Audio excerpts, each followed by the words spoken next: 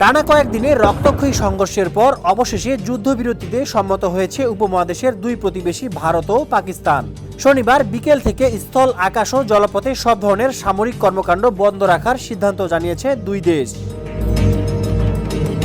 মার্কিন president Donald Trump সামাজিক মাধ্যমে এ ঘোষণা দিয়ে বলেন, যুক্তরাষ্ট্রের মধ্যস্থায় দীর্ঘ এক রাতের আলোচনার পর আমি আনন্দের সঙ্গে ঘোষণা দিচ্ছি, ভারত ও পাকিস্তান তাৎক্ষণিকভাবে পূর্ণ যুদ্ধবিরতিতে রাজি হয়েছে। তিনি দুই দেশের এই সিদ্ধান্তকে সঠিক জ্ঞান ও অসাধারণ বুদ্ধিমত্তার ফল বলে অভিহিত করেন। এছাড়া যুদ্ধবিরতির খবর নিশ্চিত করেছে দুই দেশের শীর্ষ কূটনৈতিক নেতারাও। পাকিস্তানের পররাষ্ট্রমন্ত্রী ইসাক দার বলেছেন, পাকিস্তান সবসময় এ অঞ্চলে শান্তি ও নিরাপত্তা প্রতিষ্ঠায় কাজ করে এসেছে, তবে সার্বভৌমত্ব অখণ্ডতা নিয়ে কখনো আপোষ করেনি। এরই মধ্যে সব বিমানের জন্য আকাশসীমা খুলে দিয়েছে পাকিস্তান। পাশাপাশি ভারতের পররাষ্ট্র সচিব বিক্রম মিস্ত্রি এক সংবাদ সম্মেলনে বলেন, পাকিস্তানের director general of military operations বিকেলে ভারতের ডিজিএমওর সঙ্গে কথা বলেন।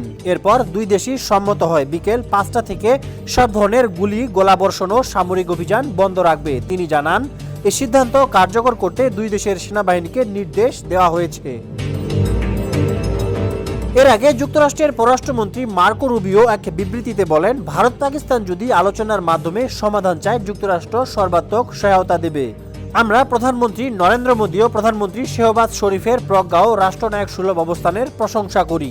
গত কয়েকদিনের পাল্টাপাল্টি হামলায় সীমান্ত জুড়ে জনমনে ছড়িয়ে পড়ে আতঙ্ক, প্রাণ হারান অনেক মানুষ, ঘরছাড়া হন শত শত পরিবার। অস্ত্রবিরতির এ ঘোষণা তাই সীমান্ত অঞ্চলের জন্য কিছুটা স্বস্তির নিঃশ্বাস। বিনায়ক রহমান, সমকাল।